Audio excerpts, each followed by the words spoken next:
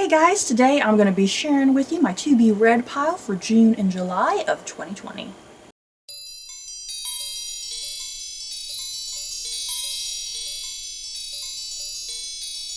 So, before I do head into what I plan on reading for June and July, let's talk about my last TBR for April-May. I had to think about that for a second. April-May went very well, so well that I got done like several weeks early. But yeah, all of the books I read, some books were very good, some I was a little disappointed in, but for the most part, really good 2 months of reading. All the books that I read will eventually be made into video reviews of some sort, but I do have Goodreads reviews available for all of them. And yeah, like I said, I got done with my last TBR several weeks early, so I was like, well, I can go ahead and start the next TBR, I suppose, which worked out rather nicely because something I wanted to start for this TBR was the next Outlander book by Diana Gabaldon, and we have A Breath of Snow and Ashes, and good God, is this thing even showing up on the screen? It's a very shiny cover, you guys. But yeah, the latest season of Outlander kind of wrapped up not too terribly long ago, and yeah, I've been mentioning this in my videos when it comes to Outlander. The system that works best for me when it comes to Outlander is to read a book, watch the season, read the next book, then watch the next season, and it helps me retain a lot of information because yeah, these books are hefty. Okay, all of the books are fairly close to 1,000 pages each. There's a lot that goes on in them, so many characters, and it just helps me personally to like read a book and then watch the latest season that is based off of that book and then go into the next book. You know, it just helps me personally retain all of that massive amount of information.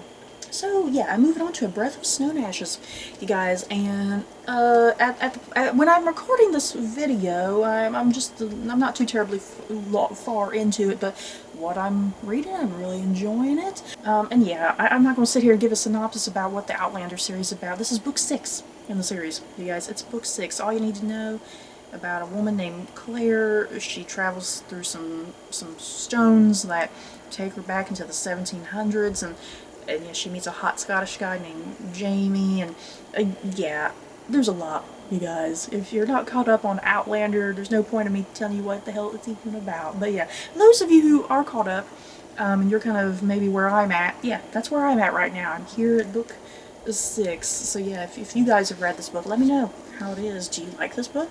Do you hate it? But yeah, so far I'm really liking it. And next up, if I'm not mistaken, I believe this book was on my top 5 back in January for books that I was most anticipated to read for the year. And this book is The Deep by Alma Katsu. And you guys, all I needed to know about this book is that it had something to do with the Titanic and that some crazy stuff is going on. That's kind of all I really needed to know. The name Titanic is an instant appeal to me because I love all things Titanic, you guys.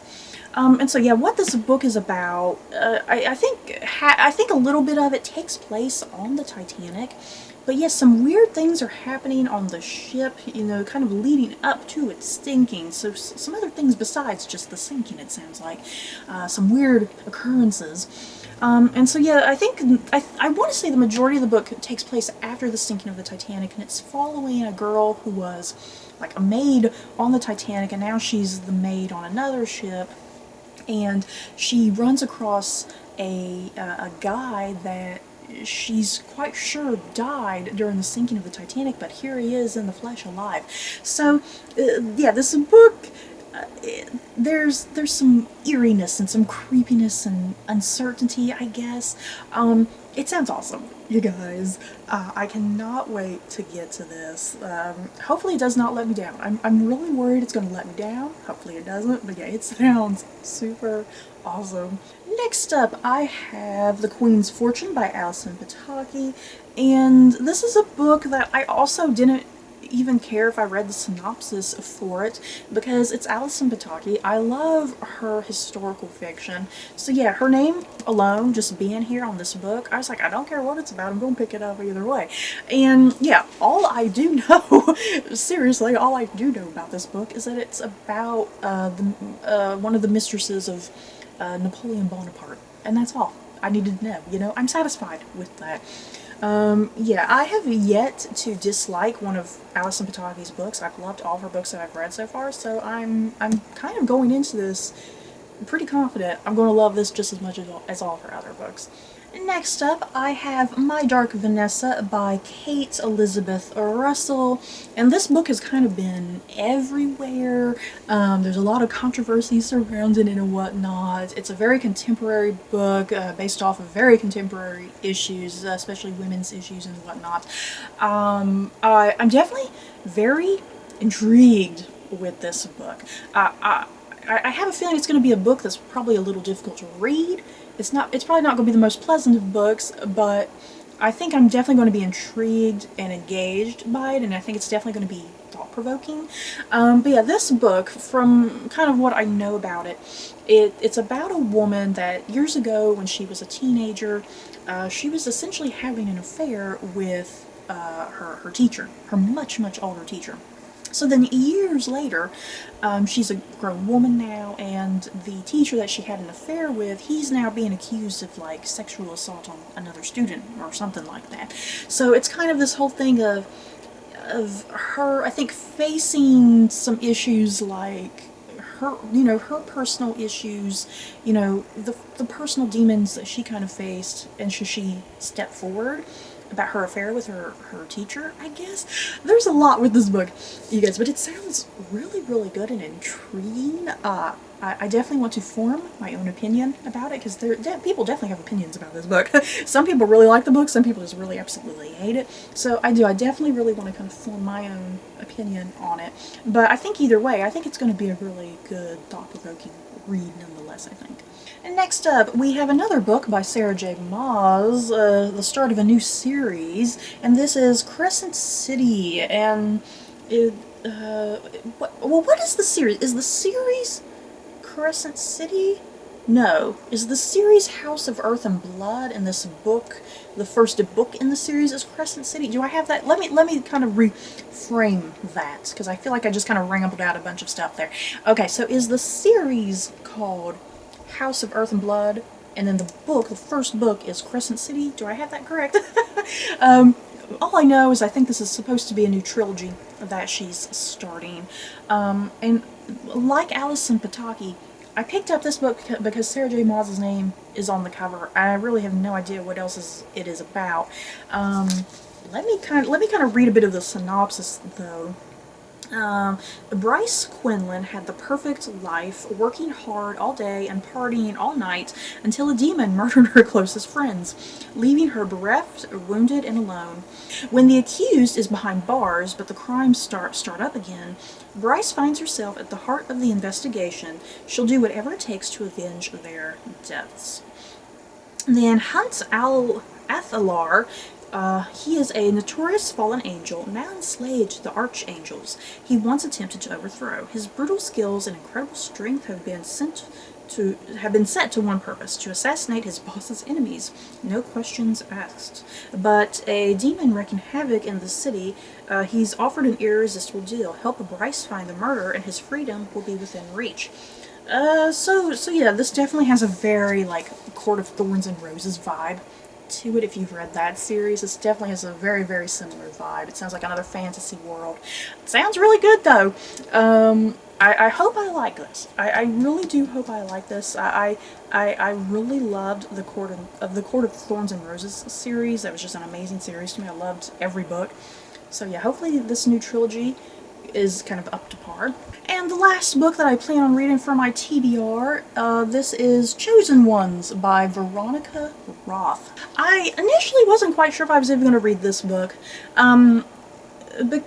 because I have read the first Divergent book, but even that first Divergent book by Veronica Roth, I just wasn't that I don't know, impressed with it. It's like it was fine, but I just wasn't that impressed with it. But there's something about this book that it's like, I want to give Veronica Roth another chance because the premise of this does sound really appealing. So yeah, let me read some of that to you guys. 15 years ago, 5 ordinary teenagers were singled out by a prophecy to take down an impossibly powerful entity wreaking havoc across North America. He was known as the Dark One, and his weapon of choice, catastrophic events known as drains, leveled cities and claimed thousands of lives.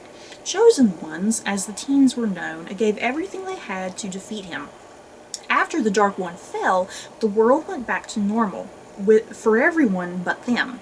After all, what do you do when you're the most famous people on Earth, your only education was in magical destruction, and your purpose in life is fulfilled?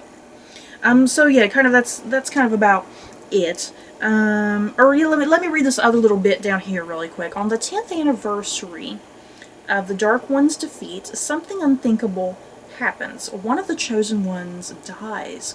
When the others gather for the funeral, they discover the Dark One's ultimate goal was much bigger than they, the government, or even prophecy could have foretold, bigger than the world itself. That sounds really interesting to me because, you know, there's so much like young adult fiction, especially like apocalyptic fiction or dystopian fiction, and the teenagers, they unite, they save the world, they kind of make a difference, but that's where the series ends, that's where the book ends. You know, we never get the aftermath of what happens after the teenagers save the world.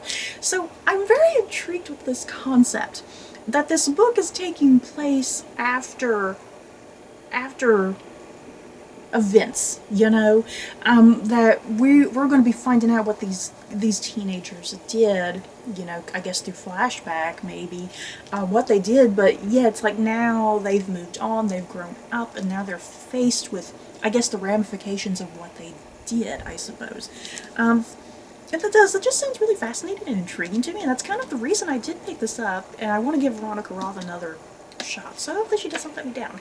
So you guys, that is it for my TBR for June and July. I'm very, very excited and thrilled to get to all of these books.